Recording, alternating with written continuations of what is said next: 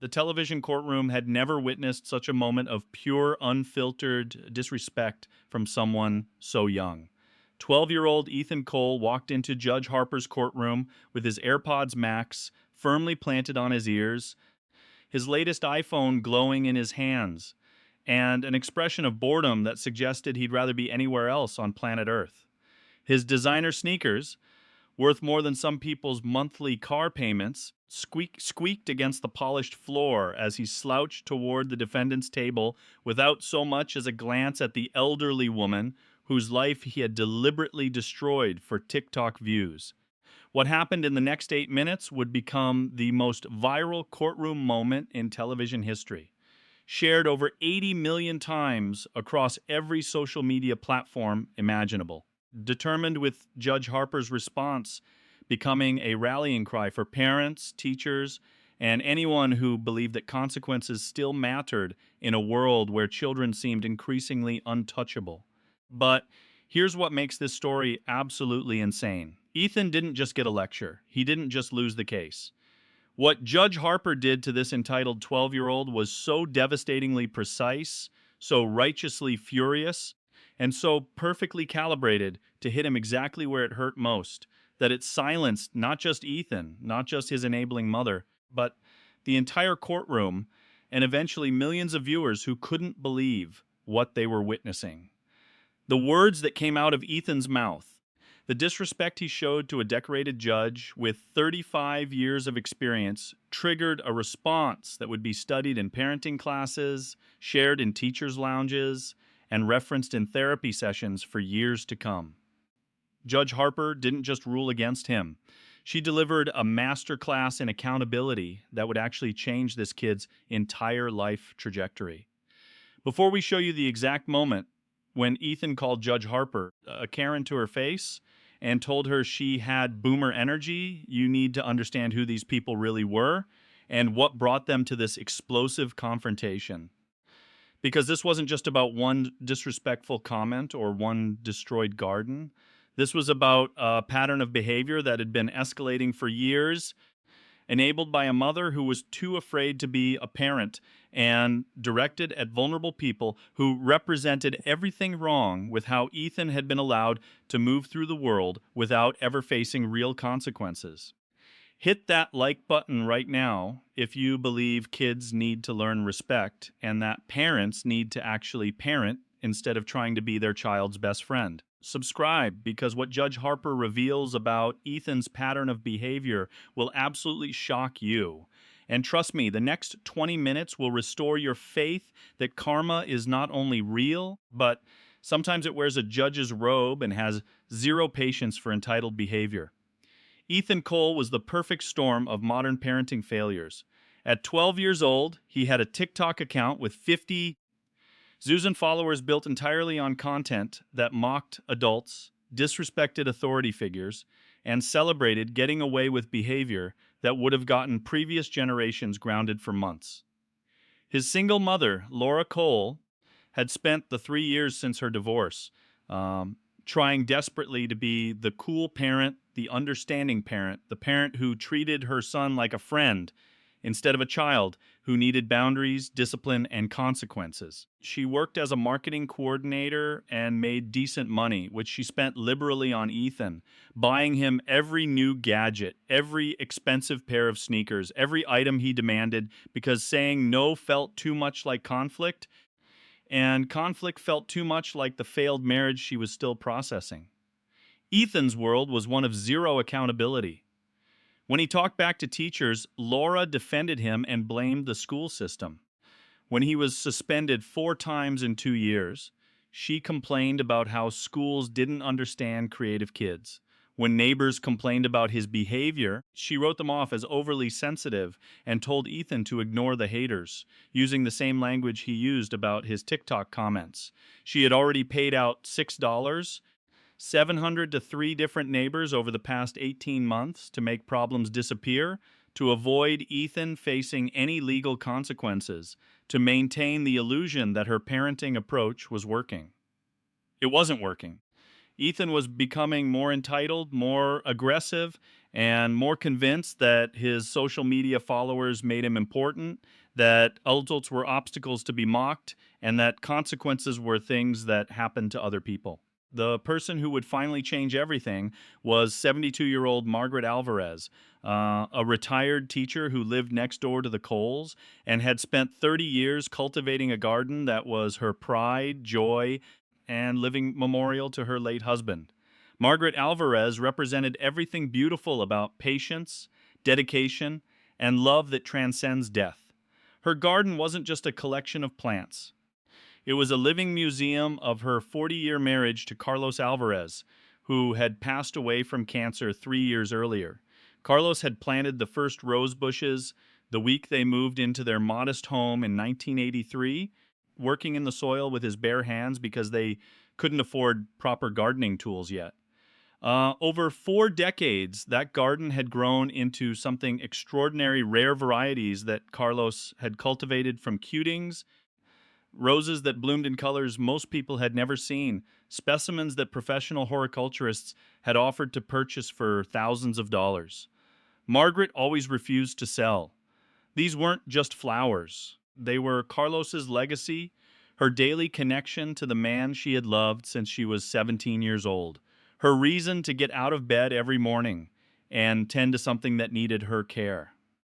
Mrs. Alvarez lived on a fixed income from Carlos's pension and her modest teacher's retirement. Every penny was budgeted carefully. She drove a 19-year-old Honda Civic that Carlos had maintained meticulously before his illness. She clipped coupons and shopped sales and wore dresses she'd owned for 20 years because they still fit and still looked respectable. But her garden received whatever investment it needed. Special soil amendments, organic fertilizers, careful watering systems that Carlos had installed before he got too sick to work outside. She spent 3 hours every morning in that garden talking to Carlos as she pruned and watered and fertilized, telling him about her day, asking his advice on problems she faced, maintaining their conversation even though only she could speak now. Neighbors knew not to bother Mrs. Alvarez before 10 in the morning. Those were her hours with Carlos, sacred and inviolable. Ethan Cole had moved in next door a year ago when his mother purchased the house during the divorce proceedings. At first, the disruption was minor. Loud music occasionally, typical kid noise, nothing that bothered Mrs. Alvarez significantly. She had been a middle school teacher for 30 years. She understood that children had energy and made noise. But Ethan's behavior had escalated systematically over the months, each incident worse than the last, each boundary crossed more egregiously. It started with deliberately bouncing basketballs against the shared fence during her morning garden time, disrupting her peaceful hours with Carlos. When she politely asked him to play in the afternoon instead, he laughed and did it more frequently. Then came the trash, handfuls of garbage thrown over the fence into her garden beds, requiring her to spend hours picking through her plants to remove the contamination. The situation had deteriorated into something genuinely cruel when Ethan discovered that Mrs. Alvarez spoke with a slight accent, her first language being Spanish, though she'd lived in America for 52 years and spoke English perfectly. He began filming her without permission, mocking her pronunciation, making exaggerated accents in videos he posted to TikTok with captions like, "My crazy neighbor," and "Why are old people so weird?" Mrs. Alvarez, who had taught English as a second language for 15 years and helped hundreds of immigrant children succeed in American schools, found herself being mocked for the very accent she had worked decades to minimize. She tried speaking to Laura Cole about Ethan's behavior. Laura apologized vaguely, promised to talk to him, and did nothing. The videos continued. The harassment escalated. Then came the morning that changed everything. Mrs. Alvarez woke up at 6:30 as always, made her coffee, and walked outside to begin her morning routine with Carlos. What she found destroyed something inside her that had survived even her husband's death. Her roses, her beautiful, irreplaceable roses, were dead. Not naturally dead, not diseased or failing, but chemically murdered. Someone had systematically poured industrial strength weed killer on every single rose bush in her garden. 40 years of cultivation, Carlos's living legacy, decades of careful nurturing and love, reduced to blackened stems and withered petals. The damage was catastrophic and deliberate. Someone had taken time to ensure every plantlet received a lethal dose. Mrs. Alvarez collapsed on her knees in the garden, surrounded by Carlos's dying roses, and wept in a way she hadn't wept since the morning he passed away in their bedroom 3 years earlier. She might never have known who did it, except Ethan made a critical mistake, born from the same arrogance that had defined all his behavior. He filmed himself doing it, posted the video to TikTok with the caption, "Pranking my annoying neighbor." Old people are so easy to troll, followed by laughing emojis. The video showed him climbing the fence at night, systematically poisoning every rosebush while narrating his actions like a nature documentary, laughing about how Mrs. Alvarez would cry when she found her stupid flowers dead. 50,000 followers saw it. Hundreds commented with laughing emojis and fire emojis and praised him for the epic prank. 3 people who knew Mrs. Alvarez sent her screenshots, unable to believe what they were seeing. Mrs. Alvarez did something she had never done in 72 years of life. She filed a lawsuit. Carlos had always handled conflict through conversation, through reason, through finding common ground with people. She had inherited that philosophy and lived by it through decades of teaching challenging students, dealing with difficult parents, navigating the complexities of public education. But this wasn't something conversation could fix. Ethan had committed a crime, filmed himself doing it, and faced zero consequences from his mother. The police report she filed led to juvenile probation officers getting involved. But the real accountability would come from small claims court, where she sued for $2, $400 to replace her destroyed roses, and $800 for the emotional distress of losing something irreplaceable. She had consulted with 3 different horticulturists who confirmed that roses of that age and rarity couldn't truly be replaced, that 40-year-old root systems produced blooms that new plants simply couldn't match, that she was actually undervaluing her loss significantly. What Mrs. Alvarez didn't know was that Judge Harper Shinlin's research team had gone far deeper than the surface facts of this case. When Ethan Cole's name crossed Judge Harper's desk, something triggered her instincts honed from 25 years as a family court judge in Manhattan, handling over 20,000 cases. She assigned her team to dig into every aspect of Ethan's background. And what they uncovered painted a disturbing picture of escalating behavior that had been enabled and hidden by a mother too afraid to be a parent. They found the 3 previous incidents with other neighbors that Laura had paid to make disappear. They found school records showing suspensions, psychological evaluations recommending intervention, teachers' notes describing increasingly aggressive behavior. They found Ethan's complete social media history, including videos he thought he deleted, that showed a pattern of targeting vulnerable people for content. Judge Harper had spent 3 nights reviewing evidence, and she walked into that courtroom with something she rarely felt anymore after decades of seeing human behavior at its worst. She was genuinely angry. The courtroom buzzed with its usual energy as cameras captured what everyone assumed would be another routine small claims dispute. The audience had settled into their seats, mostly retirees who had watched Judge Harper religiously for years and appreciated seeing entitled people get what they deserved. Production assistants made their final checks while the boff took his position near the bench. Nobody in that room realized they were about to witness something that would be studied in parenting classes and shared by millions as the perfect example of what happens when consequences finally catch up with someone who thought they were untouchable. Mrs. Alvarez entered first, moving slowly with the careful steps of someone whose knees hurt from decades of kneeling in garden soil. She wore her Sunday best, a modest floral dress she purchased from J.C. Penney 15 years ago that she still took care of meticulously because quality clothing lasted if you treated it right. Her daughter accompanied her for moral support, carrying the folder of evidence that included photographs of the garden before and after, Printouts of Ethan's TikTok video, statements from the horticulturists, and pictures of Carlos planting those first roses back in 1983.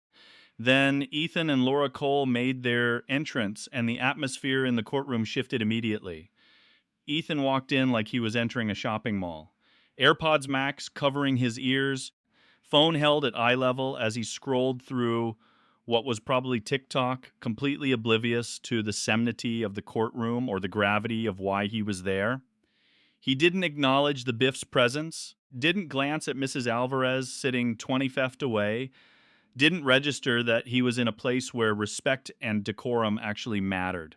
Laura Cole followed behind him, dressed in a professional blazer and slacks.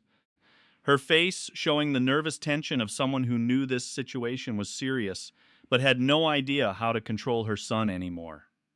She kept reaching out to touch Ethan's shoulder, trying to get him to put the phone away, trying to make him sit up straight, trying to project some semblance of parental authority. Ethan shrugged off every attempt, his body language, screaming that he had no respect for his mother, no concern about the proceedings, and no awareness that he was about to face someone who had spent 35 years destroying people exactly like him. Judge Harper watched this entrance with the calm, patient expression of a predator studying prey, taking in every detail of Ethan's body language, every dismissive gesture, every sign of the entitlement that had brought him to her courtroom. She had seen thousands of defendants walk through those doors, but something about this 12-year-old triggered every instinct she had developed over decades of identifying people who needed to learn hard lessons.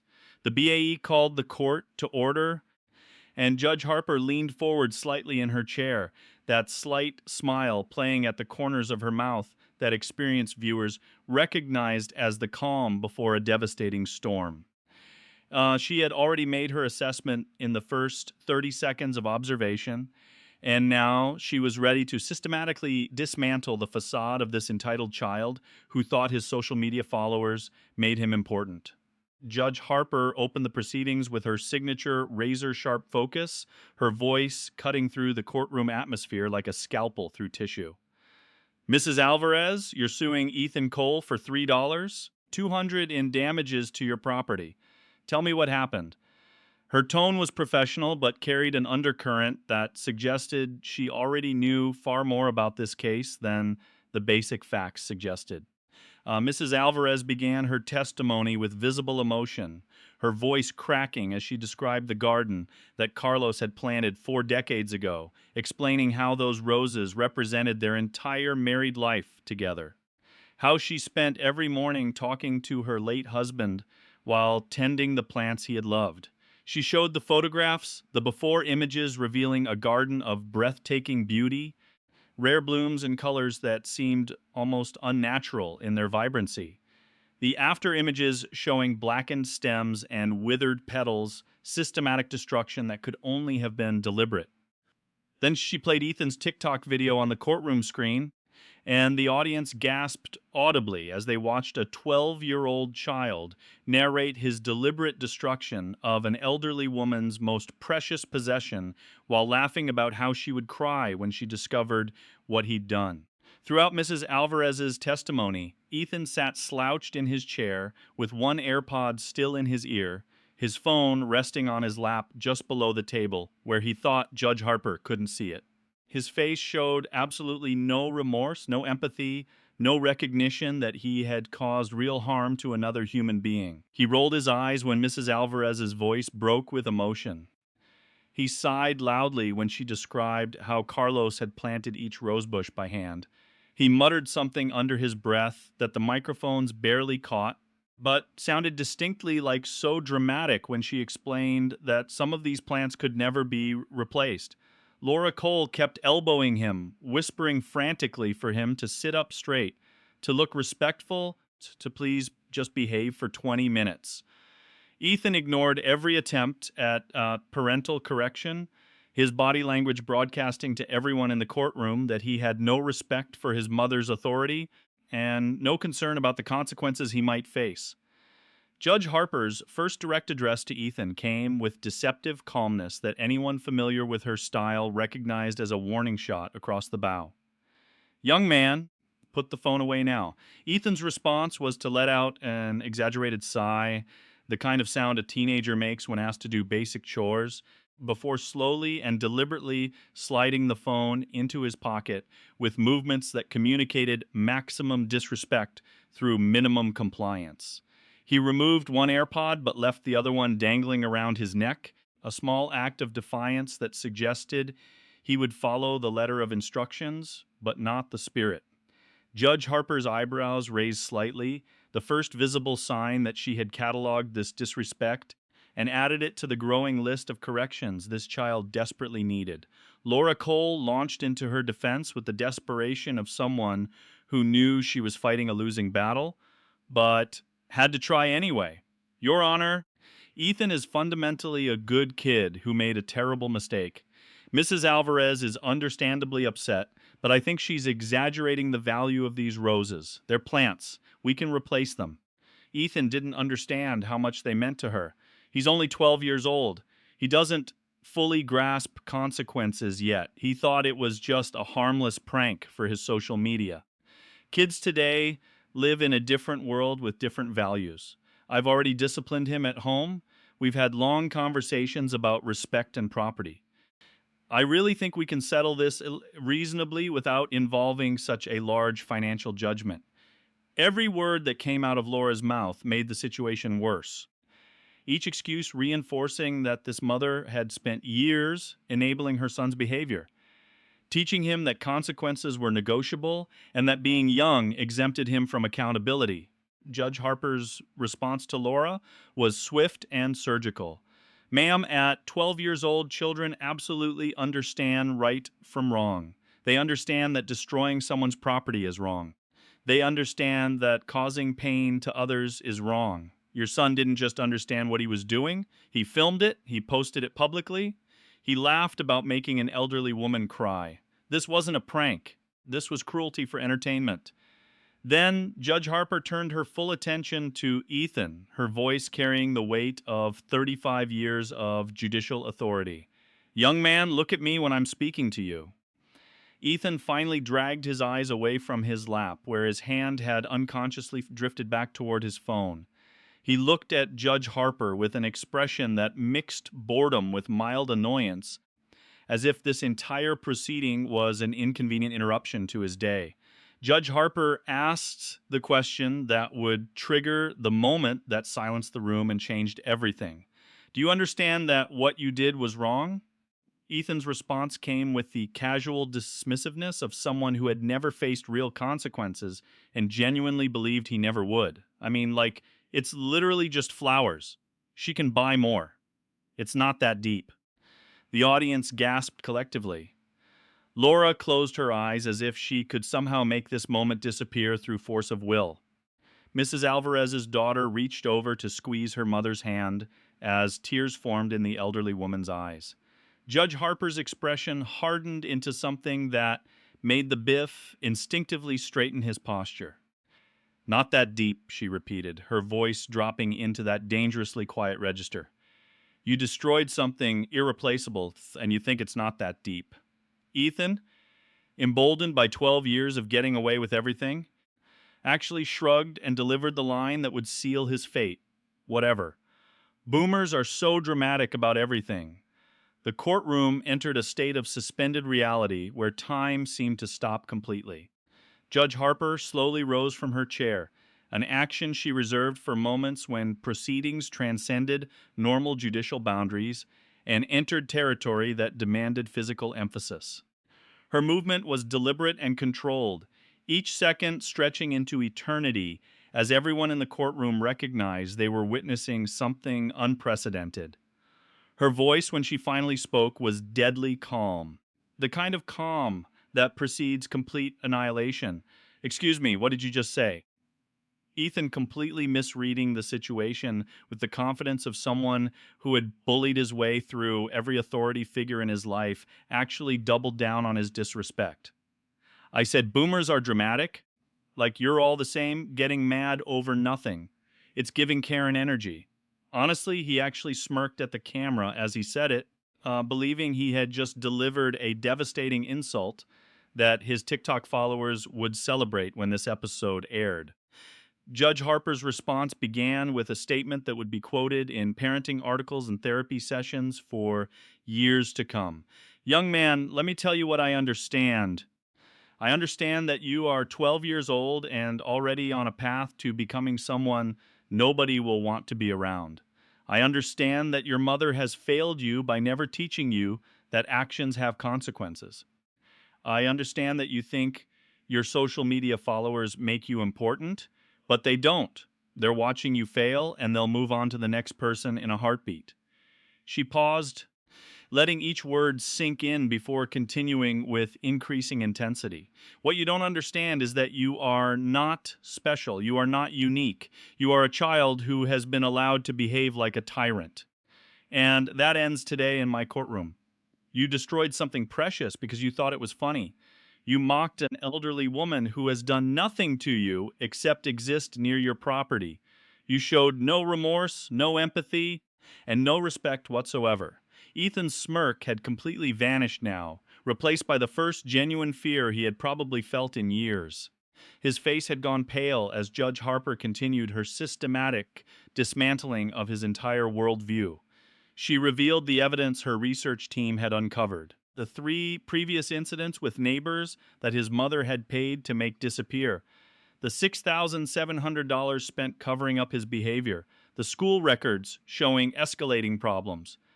The psychological evaluations recommending intervention that Laura had ignored. Every revelation hit Laura like a physical blow as she realized Judge Harper knew everything, had investigated everything, and was about to deliver consequences that couldn't be negotiated away with money or excuses. Ethan sat frozen as Judge Harper explained in devastating detail exactly what those 40-year-old roses meant.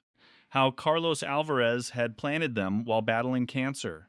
How some were cutings from Mrs. Alvarez's childhood home in Mexico that represented her entire family history. How their market value of $20, $400 was a fraction of their actual irreplaceable worth. Then came the ruling that would change Ethan's life forever. Judge Harper awarded Mrs. Alvarez the full $3,200 she had requested, the maximum amount allowed in small claims court. But she didn't stop there. She imposed conditions that made Ethan's face crumble completely. He would personally restore Mrs. Alvarez's garden, working 40 hours over 10 consecutive Saturdays under supervision of a court-appointed mediator. No phone would be allowed during this community service. He would write a formal handwritten apology letter with no digital assistance. His TikTok account would be permanently deleted with all videos featuring Mrs. Alvarez removed immediately. He would be barred from all social media for 6 months with court monitoring to ensure compliance. Laura would enforce these restrictions or face contempt of court charges herself. The punishment was perfectly calibrated to hit Ethan exactly where it hurt most, stripping away the social media validation that had become his entire identity and forcing him into direct accountability with the woman he had victimized. Dismissed. Get out of my courtroom. The silence that followed was absolute and profound. 5 full seconds of complete quiet before the audience erupted in a standing ovation. Ethan was escorted out by his mother, punched over in genuine shame for perhaps the first time in his life. The clip went viral within hours, reaching 80 million views and becoming the most watched Judge Harper moment in history.